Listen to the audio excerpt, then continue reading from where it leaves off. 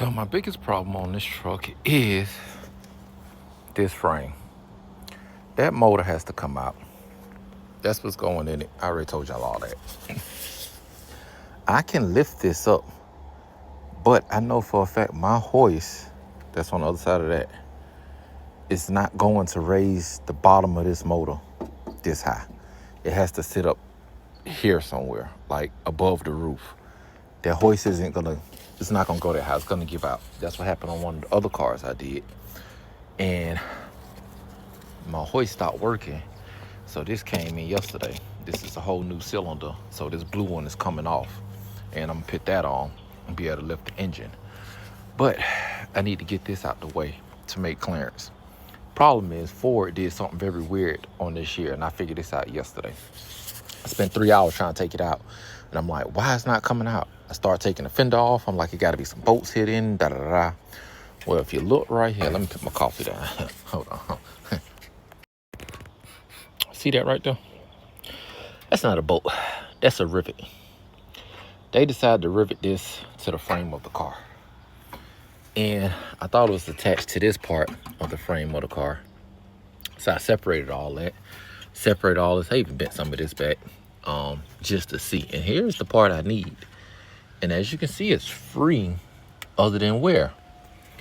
This part. So what I found out was, let me see if I can find it. It's hard to see, but it's here. That's a tack weld. I need to drill that out. I need to drill this one out. I need to drill that one out. And this is another one. So that's why I came with all my ammo today. I got all my drill bits. I got all my cutters. Like, I'm gonna have to do that once I get it out. If I can't put bolts in it, I got a welder at home. I'm gonna weld it. And since it is my truck, I have no problem doing this. I don't have to ask for permission. I don't have to worry about if they're gonna be okay with it. I ain't gotta worry about none of that. Like, I'm doing it. That's what's about to happen.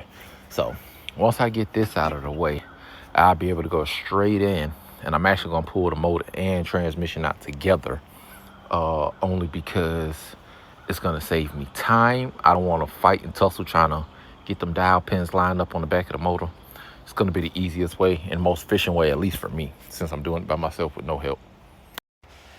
All right, update. I got that front cover off. I figured out what it was. I did a little practice on this side. They were saying cut this, drill that. I did all that extra stuff as I showed y'all. There go the rivet right here. It's stuck, but it'll come out.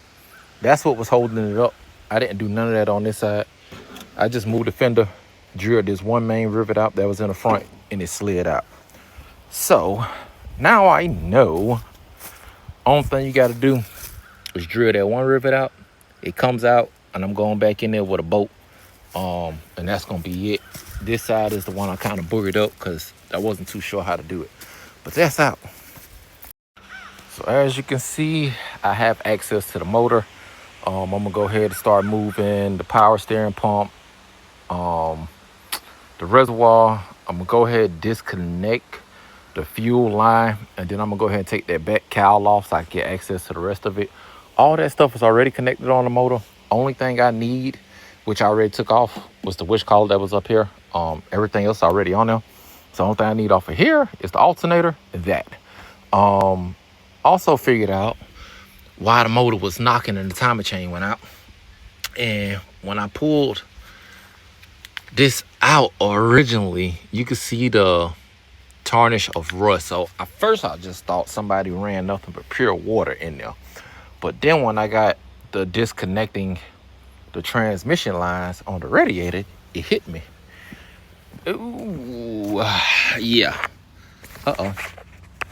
So look, they done fell off in there somewhere. So they're not even stationary anymore, which means basically transmission fluid was just going into the system, going into this radiator. And funny thing is, I actually seen that one time before on a Toyota years ago. Fun fact, when I did the same motor swap for a different client on the same vehicle. This is funny. But anywho, I'm gonna replace that radiator when I do that. And then I'm also probably gonna go ahead, just because it's a lot easier to change, this line that goes to the power steering to the gearbox.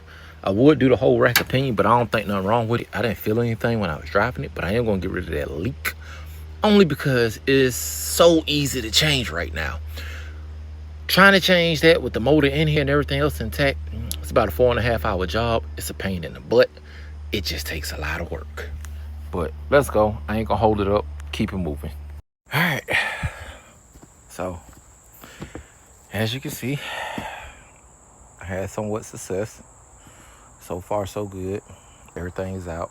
I did damage an AC line, I think, or something. I forgot disconnected. Probably in the process of me answering a phone call or something. I don't know.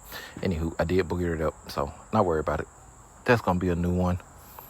Here's my good transmission. I'm gonna unbolt it in the morning, so that way I could just unbolt and go. It's about cutoff time. I need to go grab some stuff I'm gonna need for tomorrow, but this is my old engine.